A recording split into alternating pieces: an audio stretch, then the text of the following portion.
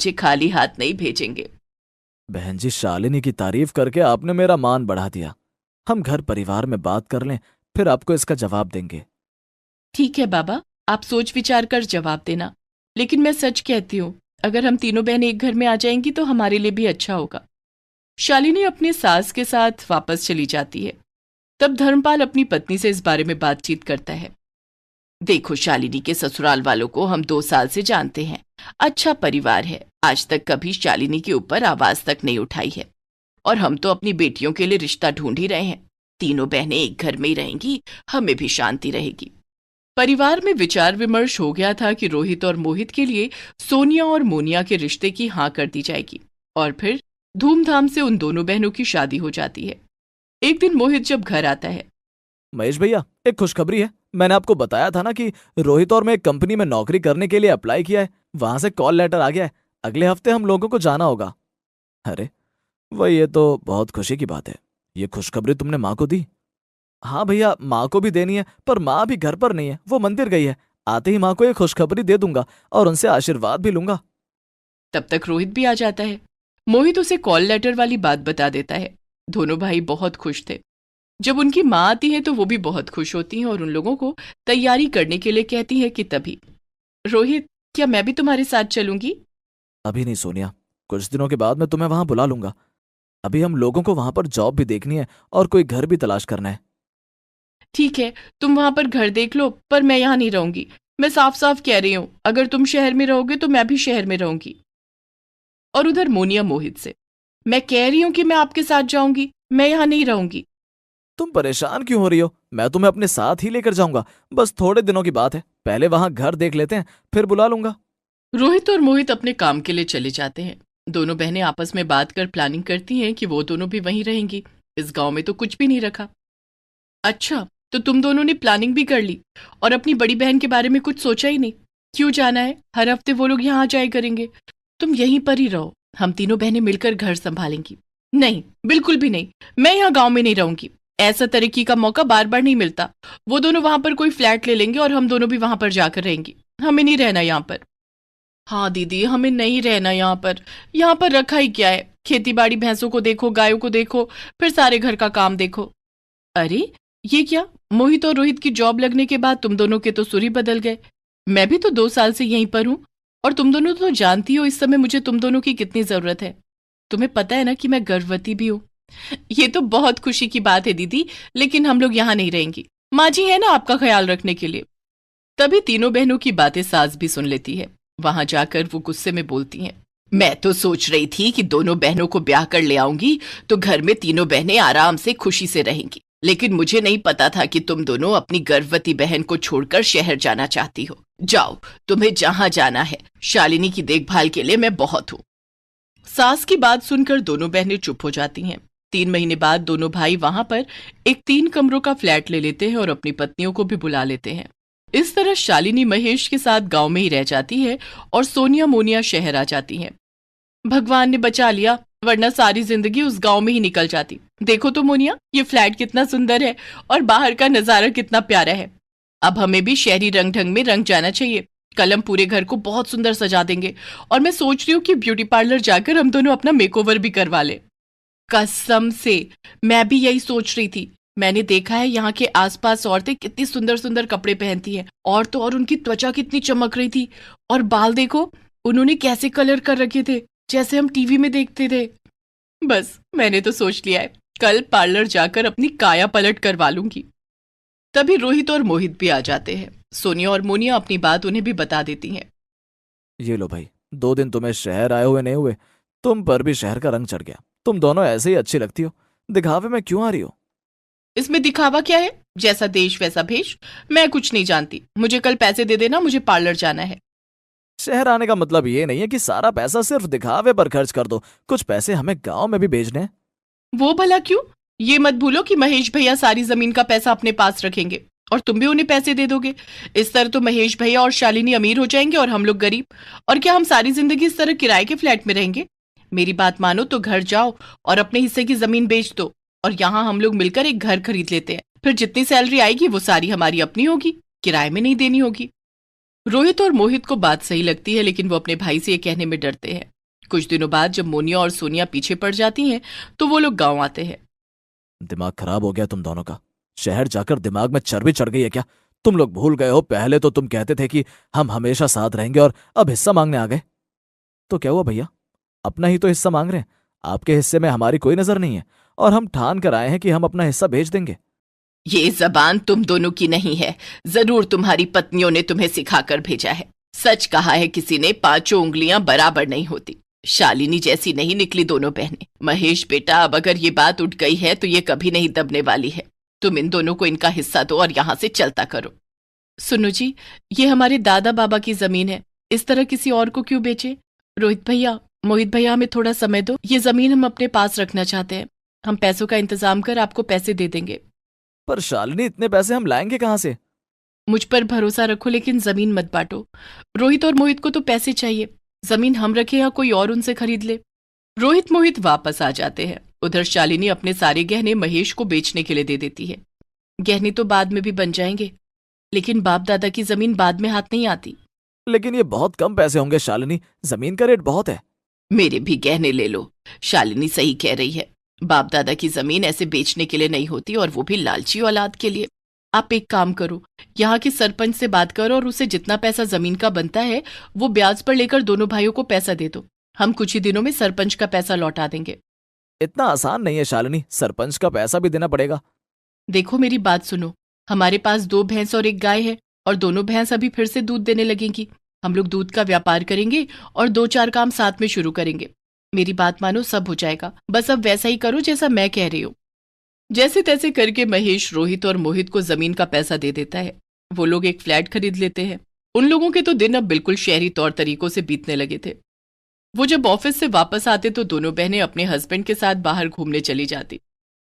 अधिकतर खाना वो लोग बाहर ही खाते, और वो ऐसी लाइफ को जीने के लिए इतना कमाते हैं कि वो मौज मस्ती कर सकते हैं।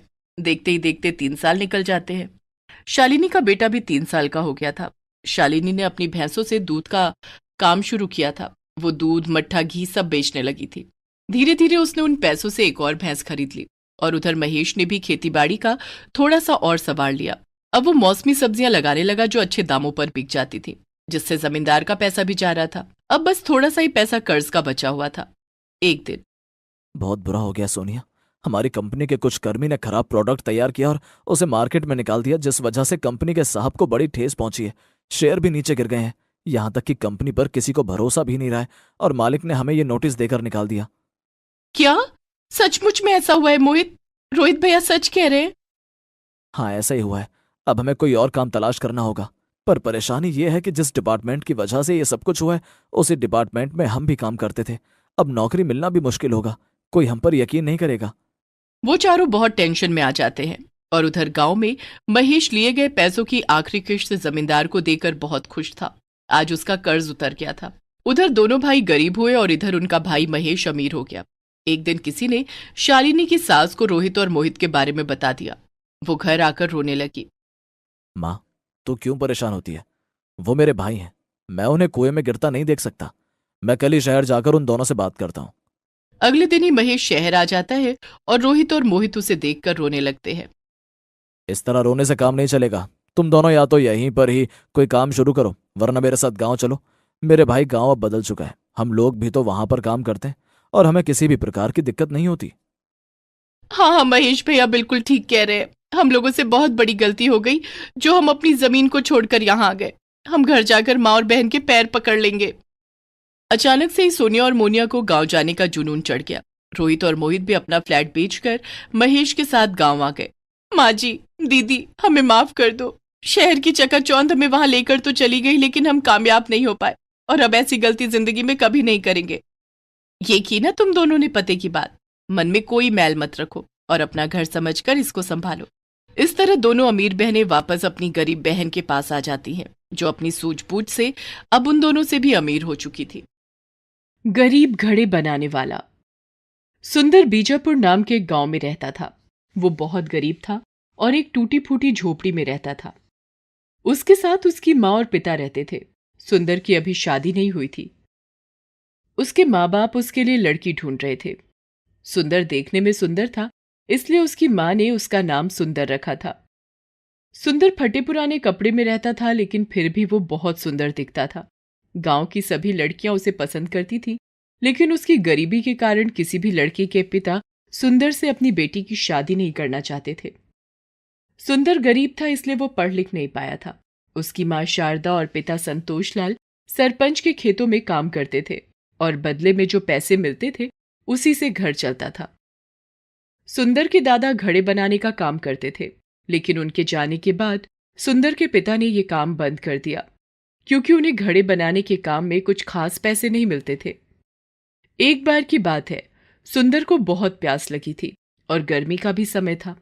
सुंदर का मन किया कि वो एकदम ठंडा पानी पिए, और यही सोचकर वो अपनी माँ के पास जाता है। उसकी माँ उस समय खाना बना रही थी। सुंदर कहता है, अरे माँ देख तो, आज कितनी गर्मी है। गर्मी के मारे मेरी तो जान निकली जा रही है। अरे बेटा, गर्मी के दिन है तो गर्मी ही लगेगी ना। जाकर वो घड़े से ठंडा पानी पी ले। सुंदर घड़े के पास जाता है और घड़े से पानी निकालता है। घड़े का पानी तो बहुत ठंडा था। उसे पीकर सुंदर को बहुत अच्छा लगा। फिर वो माँ से पूछता है, मामा ये घड़ा कहाँ से आया? आज से पहले तो मैंने इसे यहाँ पर कभी नहीं देखा, और इसका पानी भी कितना ठंडा है। अरे बेटा, ये घड़ा घर के कोने में कब से पड़ा था। गर्मी का समय आ गया है तो सोचा कि क्यों ना इसे इस्तेमाल कर लिया जाए। पर माँ इसे खरीदने के पैसे कहाँ से आए? अरे बेटा, तू भी कितने सवाल करता है। तेरे बचपन की आदत अभी तक नहीं गई। मामा बताओ ना, ये घड़ा कहाँ से आया? अरे बेटा, ये घड़ा तेरे दादाजी ने बनाया था। वो घड़ा बनाने का काम करते थे। उस जमाने में लोग घड़े का ही इस्तेमाल करते थे पानी के लिए। अच्छा तो ये बात है। फिर कुछ देर सोचने के बाद सुंदर माँ से कहता है, मामा मैं भी दादाजी की तरह घड़े बनाने का काम करूंगा और उन्हें बेचकर बहुत सारे पैसे कमाऊंगा। अरे मेरे बच्चे, आजकल के जमाने में कौन पीता है घड़े का पानी। नहीं माँ, मुझे तो बस घड़े ही बनाने का काम करना है। तू तो बड़ा जिद्दी है। जा कर जो करना है तुझे, पर अपने पिताजी को भी बता देना कि उनका सपूत क्या करने जा रहा है। ठीक है माँ, बता दूंगा, बस तू मुझे कुछ पैसे दे दे। सुंदर की माँ कुछ पैसे सुंदर को दे देती है। सुंदर पैसे लेकर चला जाता है और शाम को घड़े बनाने का सामान खरीद कर ले आता है। उसके पिता भी घर आ जाते हैं और कहते हैं, अरे सुंदर बेटा, ये तू क्या कर रहा है और ये सब क्या है? फिर सुंदर अपने पिता को कहता है। पिताजी मैं घड़े बनाने का काम करना चाहता हूँ। उसके पिताजी जोर जोर से हंसने लगते हैं और कहते हैं, अरे और कोई काम नहीं सूझा तुझे? इसमें क्या कमाएगा और क्या खाएगा? छोड़ ये सब और तू भी हमारे साथ खेतों में चल काम करने के लिए। नहीं पिताजी, मैं किसी के लिए काम नहीं करूँगा। मैं तो बस अपना खुद का ही काम करना चाहता हूँ। मुझे अच्छा नहीं लगता कि कोई मुझ पर हुक्म चलाए। ये देखो महाराजा जी, किसी के नीचे काम नहीं करेगा। अरे बेटा, हम जैसे गरीबों को भला बड़े लोगों के नीचे ही तो काम करना पड़ेगा।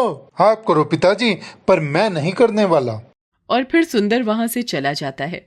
उसकी बातें सुनकर उसकी माँ कहती है, देखा तुमने सुंदर के बापू, कितना होनहार बेटा है।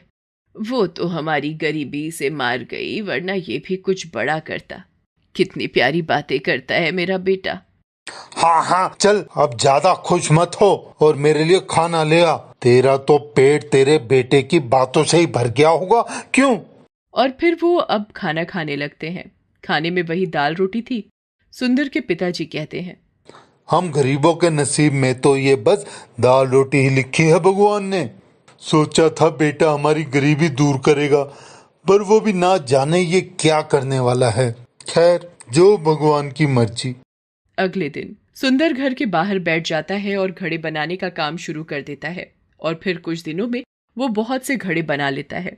अब उन्हें बेचने का काम करना था। सुंदर सोचने लगा कि कहाँ से शुरू करे और कैसे वो अपने घड़े को बेचे। कुछ देर बाद वो एक बैलगाड़ी पर घड़े रखता है और उन्हें बेचने के लिए निकल जाता है। वो गांव से दूर दूसरे गांव में आ जाता है और आवाज लगाता है, घड़े ले लो, सुंदर घड़े ले लो, इनका ठंडा ठंडा पानी पियो, घड़े ले लो। लेकिन कोई उसके घड़े नहीं खरीदता। शाम हो जाती है और उसका एक भी घड़ा नहीं बिकता। वो उदास मन से घर आ जाता है। कुछ दिनों तक ऐसा ही चलता रहा। सुंदर का एक भी घड़ा नहीं बिका। एक दिन जब वो घर वापस आता है तो उसका उदास चेहरा देखकर उसकी माँ कहती है, क्यों बेटा, क्या हुआ? लगता है एक भी घड़ा नहीं बिका तेरा। हाँ माँ, एक भी घड़ा नहीं बिका।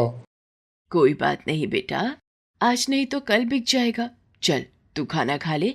आज तो घर में कुछ ज्यादा खाने को है नहीं, बस सूखी रोटी ही है।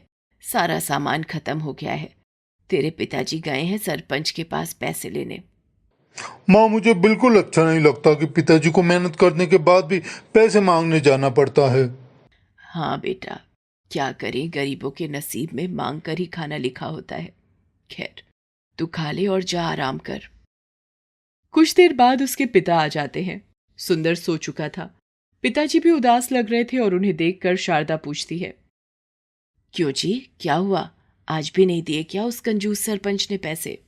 हाँ शारदा, आज भी पैसे नहीं दिए। जरा देखो तो हम गरीबों का नसीब, अपनी मेहनत का पैसा भी नहीं मिलता समय पर। कोई बात नहीं जी, सब ठीक होगा। कल दे देगा पैसे, तुम कुछ खा लो। फिर संतोष लाल सुंदर के बारे में पूछता है, अरे आ गया तुम्हारा लाडला घड़े बेचकर, कहाँ है वो? वो तो सो चुका, अब तुम उसे मत कोसने लगना। चलो सो जाओ, कल की कल देखेंगे। अगले दिन सुंदर घड़े लेकर उन्हें बेचने के लिए निकल जाता है। दोपहर हो गई थी, लेकिन उसका एक भी घड़ा नहीं बिका था। सुंदर परेशान होकर इधर उधर घूम रहा था कि तभी उसकी नजर एक घर के ऊपर पड़ती है, जहां पर एक लड़की उस घर की दीवार पर रंगों से कुछ बना रही थी। सुंदर के देखते ही देखते उस लड़की ने उस बेकार सी दिखने वाली दीवार को बहुत ही सुंदर बना दिया था। अरे वाह, ये तो कमाल कर दिया इस लड़की ने। अगर मैं अपने घड़ों पर भी ऐसी बढ़िया सी चित्रकारी करवा लूं तो शायद मेरे घड़े भी बिकने लग जाएं। ये सोचकर सुंदर उस लड़की के पास जाता है और उससे कहता है, तुम तो बहुत ही अच्छी कलाकार हो, मैंने तुम्हारा हुनर देखा है। तुमने इस बेकार सी दीवार को कितना सुंदर बना दिया। क्या तुमको ये सब अच्छा लग रहा है? अच्छा, अरे ये तो बहुत ही अच्छा है। क्या तुम मेरे घड़े पर भी ऐसी चित्रकारी कर सकती हो? मैं तुमको बदले में पैसे भी दूंगा। हाँ हाँ, क्यों नहीं। तुम ऐसे पहले इंसान हो जिसने मेरे हुनर को पहचाना है। तुम्हारे लिए तो मैं बिना पैसे लिए भी ऐसी चित्रकारी कर दूंगी। तुम्हारे लिए बिना पैसे लिए ये काम करना थोड़ा कठिन होगा। झुमरी के लिए कुछ भी करना कठिन नहीं होता। अच्छा तो झुमरी, एक बार उधर की तरफ तो देखो। सुंदर इशारा करके झुमरी को अपनी बैलगाड़ी की तरफ दिखाता है। झुमरी जब बैलगाड़ी पर रखे हुए इतने सारे घड़े देखती है तो हंसने लगती है। इतने सारे घड़ों पर ये सब करना है? हाँ झुमरी, इन सबको ही रंग करना है, जिससे कि जो भी हमारा घड़ा ले तो उसको पता चले कि सुंदर का घड़ा है। मैं ऐसा करता हूँ कि ये सब यहाँ पर छोड़ जाता हूँ और कल आकर ले जाऊंगा। ठीक है सुंदर। सुंदर वहां से चला जाता है। झुमरी उन घड़ों पर काम करना शुरू कर देती है। अगले दिन सुंदर उन घड़ों को ले जाकर बाजार में बेचता है तो लोग उसके रंग बिरंगे और तस्वीरों वाले घड़ों को देखकर आकर्षित हो रहे थे। ले लो बढ़िया रंग बिरंगे घड़े, प्यास बुझाने वाले घड़े और चित्रकारी वाले घड़े। अरे भाई, हमें कुछ घड़े खरीदने हैं, कितने का दोगे घड़ा? देखो भाई, ठीक ठीक लगा ना? अरे चाचा, जो मर्जी हो दे देना। फिर सुंदर उन्हें दाम बताता है और उन्हें घड़े के पानी के फायदे भी बताता है। उसकी बातें सुनकर वो लोग बहुत प्रभावित होते हैं। एक घड़ा मुझे भी देना, ये चित्रकारी वाला। एक घड़ा मुझे दे देना, ये रंग बिरंगा वाला। और फिर देखते ही देखते सुंदर के सारे घड़े बिक जाते हैं। सुंदर बहुत खुश होता है। वो अपनी बैलगाड़ी लेकर सीधा झुमरी के पास जाता है और उसको बताता है कि सारे घड़े बिक गए हैं। झुमरी भी बहुत खुश होती है। वो झुमरी को उसकी मेहनत के पैसे भी दे देता है। अब तो सुंदर घड़े बनाता और झुमरी से रंग और चित्रकारी करवा कर उनको बेचने लगा। धीरे धीरे सुंदर वहां पर प्रसिद्ध होने लगा और अब उसके पास कुछ पैसे भी जमा हो गए थे। अब सुंदर के माता पिता भी बहुत खुश थे। अब सुंदर के घर पर शादी के प्रस्ताव भी आने लगे थे। बेटा सुंदर, अब शादी के लिए हाँ भी कर दे। पास वाले गांव से वो मुंशी जी भी अपनी बेटी का रिश्ता लेकर आए थे। माँ, ये वही मुंशी जी है ना जिन्होंने पहले गरीब होने की वजह से मुझसे शादी के लिए इनकार कर दिया था? हाँ बेटा, ये वही है। तो माँ तू मुंशी जी से मना कर दे और सबको बता दे कि सुंदर ने अपने लिए लड़की देख ली है और वो उसी के साथ ही शादी करेगा। सुंदर अपनी माँ को झुमरी के बारे में सब बता देता है और फिर सुंदर के माता पिता झुमरी के घर जाकर उसके माता पिता से बात करके दोनों की शादी करवा देते हैं। झुमरी बहुत समझदार थी। उसने आते ही पूरे घर को संभाल लिया था। वो अपने सास ससुर की भी बहुत सेवा करती थी और सुंदर के काम में भी उसका हाथ बटाती थी। सुंदर भी बहुत खुश था। अब उसके घड़े भी बिकने लगे थे क्योंकि सुंदर की पत्नी झुमरी उन्हें बहुत अच्छे से सजा देती थी। झुमरी घड़ों पर सुंदर सुंदर चित्र बना देती थी जिससे कि लोग उन घड़ों की ओर आकर्षित होते और तुरंत घड़े खरीद लेते थे। सुंदर भी लोगों को घड़े के पानी के फायदे बताकर लोगों को प्रभावित कर देता था। धीरे धीरे उनका काम चल निकला। अब सुंदर शहर जाकर भी घड़े बेचने लगा था। शहर में भी कुछ लोग उसके घड़े देखकर और कुछ लोग उसकी बातें सुनकर घड़े खरीद लेते थे। अब तो सुंदर का नसीब ही बदल गया था। उसकी गरीबी भी दूर हो गई थी। उसने अपने माँ बाप के लिए पक्का मकान बना दिया था। सुंदर के माता पिता सरपंच के खेतों में काम भी नहीं करते थे। सुंदर और उसकी पत्नी पूरे मन से अपने माता पिता की सेवा करते थे। पैसे आने के बाद भी सुंदर नहीं बदला और अब भी वो अपने माता पिता का बहुत ख्याल रखता था और उसकी पत्नी भी सबका ध्यान रखती थी। माँ बाप के आशीर्वाद से सुंदर अब सुंदर घड़ेवाला के नाम से मशहूर हो गया था।